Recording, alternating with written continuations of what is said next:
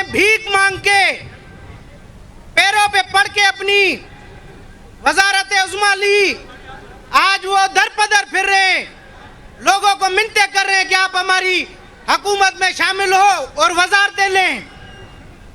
तो ये जो इलेक्शन में भागना चाह रहे हैं, इनको पता है कि अगर हम इलेक्शन में गए तो पाकिस्तान की अवाम हमें जूतों और अंडों से इस्तकबाल करेगी।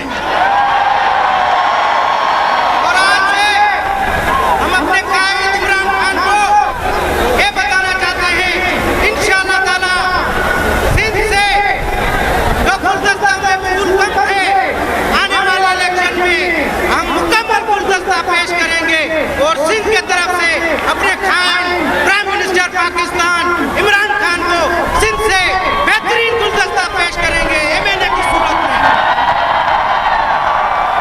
आप सब दोस्तों की मेहरबानी, खास करके नौजवानों की मेहरबानी है, बहनों की मेहरबानी।